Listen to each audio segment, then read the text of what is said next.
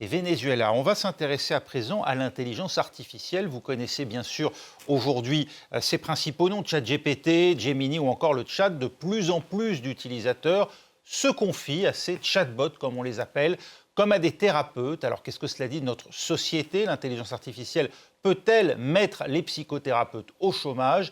Eh bien, ces questions, elles vous ont intéressé. Sofiane Aubin, bonjour. Bonsoir Raphaël. Vous allez bientôt publier un article sur la question sur le site france24.com. Quelle est l'ampleur du phénomène? Alors j'ai cru comprendre Raphaël que vous avez noué une relation, on va dire, presque intime avec ChatGPT. Eh bien je vous rassure, vous n'êtes pas seul du tout et vous êtes de moins en moins seul.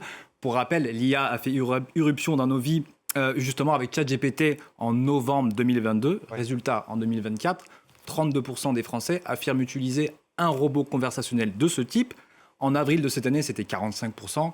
C'est probablement plus à l'heure où on se parle. Un autre chiffre, un Français sur 20 reconnaît parler à une IA, tenez-vous bien, pour améliorer sa confiance en soi. Alors, ce n'est pas la majorité, d'accord, sauf que les usages techniques, régler un problème juridique, réussir la cuisson de vos macros au barbecue ou que sais-je, sont de plus en plus dépassés par les usages intimes de l'IA. Et le fait que de plus en plus de gens soient tentés de confier leurs problèmes à leur téléphone, si j'ose dire, ça interpelle quand même quand on pense à ce chiffre. 1/6 de l'humanité affirme souffrir de solitude, selon l'OMS. Se sentir seul, c'est un sentiment qui est à l'origine de 100 décès par heure à l'échelle mondiale. Épidémie de solitude, donc. Et voilà, des IA prêtes à vous parler 24 heures sur 24. C'est un coup de maître commercial. C'était prévu par les fabricants. Alors, je vous avoue que c'est une question que je brûle d'envie de poser aux géants de la tech. Je le ferai peut-être un jour. En attendant, j'ai demandé à des experts. Alors, certains me disent non. Cet engouement autour du mode psy virtuel, c'est un peu une surprise. Une bonne surprise, certes, pour les fabricants. D'autres font valoir que ces chatbots sont toujours très, très sympas, vous l'aurez remarqué, et que ça cache un but très clair à l'origine, flatter votre ego, créer un état de dépendance, d'autant plus facilement si vous êtes en situation de détresse, et faire de vous un client. Une dépendance, et c'est là où ça devient véritablement problématique, qui a conduit un certain nombre d'internautes jusqu'au suicide. Oui, c'est vrai, mais alors il faut quand même tout de même rappeler que beaucoup de ces gens-là étaient déjà dans une situation de fragilité psychique avant, mais pas toujours. Et c'est peut-être ça qui est le plus inquiétant. Prenez l'américain Eugène Torres, c'est un New-Yorkais sans antécédent psychiatrique, sauf qu'il venait de vivre une rupture amoureuse. Eh bien, ce monsieur, il s'est retrouvé à passer 16 heures par jour avec ChatGPT. ChatGPT qui l'a convaincu qu'il vivait dans une simulation façon Matrix, et que donc il pouvait se jeter d'un immeuble et qu'il pourrait voler. Il a failli le faire. Et ChatGPT, selon des expériences assez sérieuses, confirme les pensées délirantes dans non moins de 68% des cas. Et le message des psychiatres est assez clair. Alors oui, les réponses de ces chatbots peuvent vous bluffer, y compris sur le mode développement personnel, y compris par leur sagesse, entre guillemets. Mais attention, danger, ils ne sont pas conçus pour ça à la base. Évidemment, le marché s'est déjà emparé de l'opportunité et on commence à voir fleurir des chatbots qui, eux, pour le coup, sont dédiés spécifiquement à la santé mentale. De là à croire que les intelligences artificielles remplaceront un jour les psys.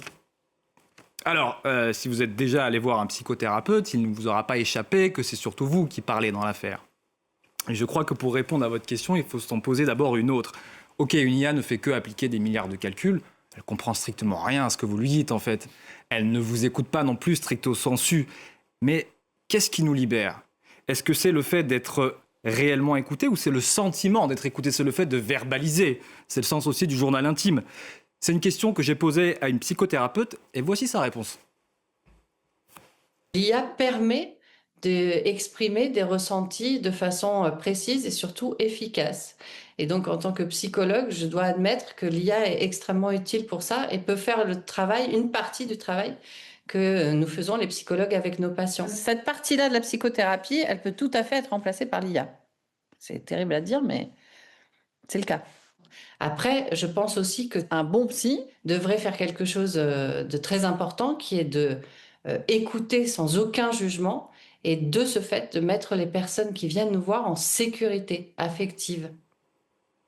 Alors ce qu'elle vient de dire, ça colle aux propos des personnes que vous retrouverez dans l'article et qui me disent « Parler à un chatbot me permet de verbaliser des choses honteuses sans peur d'être jugé par un humain. » Mais cette dame dit aussi « Un bon psy devrait savoir offrir cet espace de non-jugement. » Et donc, très paradoxalement, peut-être que l'IA va finalement inciter les psys à humaniser leur thérapie. Et en fait, cette réflexion, vous pouvez l'appliquer à un tas de métiers. Tenez, prenez le journalisme par exemple. Et puisque cette technologie est en train d'envahir nos vies, pourvu qu'elle nous amène nous aussi à humaniser notre métier et peut-être à devenir de meilleurs journalistes. Merci Sofiane Aubin. Voilà, c'était l'intelligence artificielle et ce que l'on en fait aujourd'hui de plus en plus.